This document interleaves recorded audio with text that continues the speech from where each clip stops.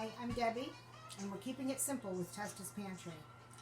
This weekend coming up is the last official weekend of summer. Official.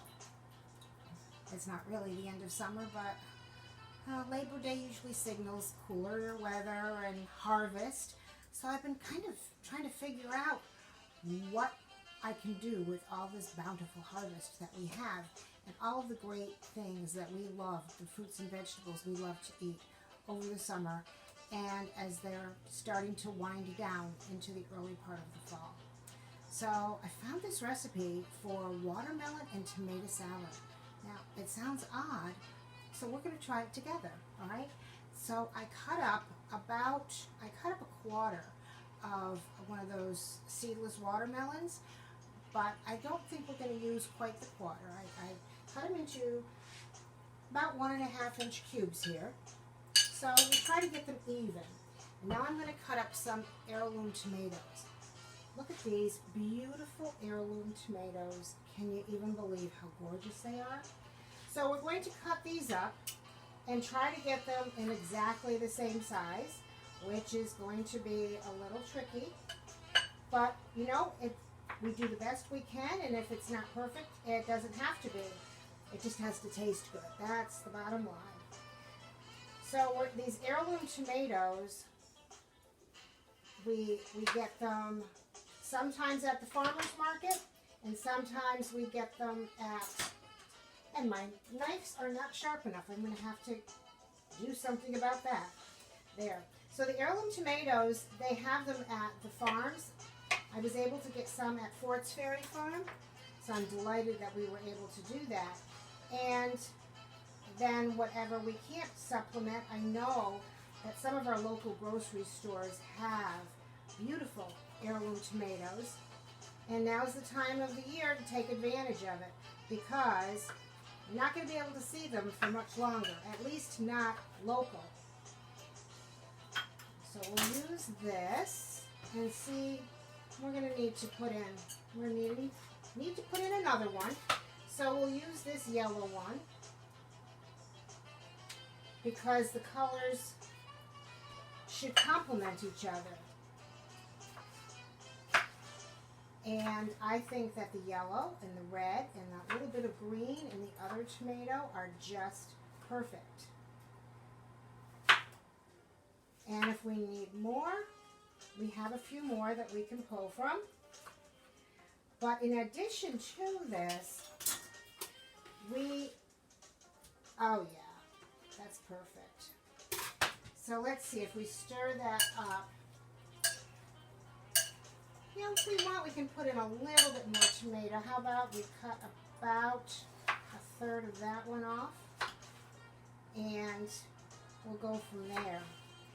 Now the secret to this is the feta cheese that we're going to add. That's going to give it some nice richness. So I have this feta cheese. I get Meadowbrook whenever I can because it's made right here in Vermont. We're going to tear this up. Doesn't have to be perfect. And it's, look, this is a local dish. All this is local, which is great. I'm loving it. It's not too often that we can get to do this and enjoy it, so we might as well take advantage of the farms and the local products that we're able to get.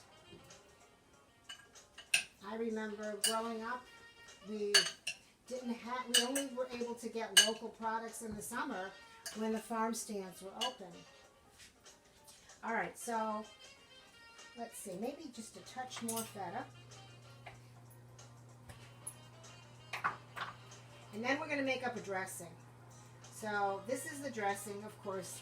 This is what we do. This is key. I want to wipe off my hands. All right. So now we're going to take, and we're going to put 1/2 teaspoon of salt into a dish, because I've always said you do the salt and the vinegar at the same time. So about 1/2 teaspoon of salt. Don't need much. We're going to use our Condimento Bianco Denso.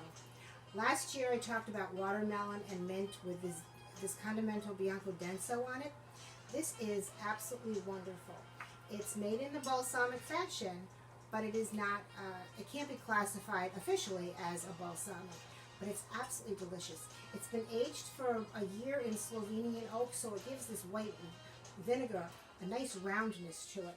And then it's put into stainless steel. So into the salt, we add a teaspoon of the balsamic, the Bianco, and we mix that up until the salt is just about dissolved. Then we're going to add some oil. I'm using an Arbequina.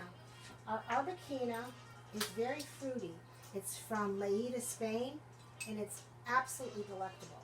So it's really good on fruit. It's really good to bake with. Now we use twice as much of the oil as the balsamic.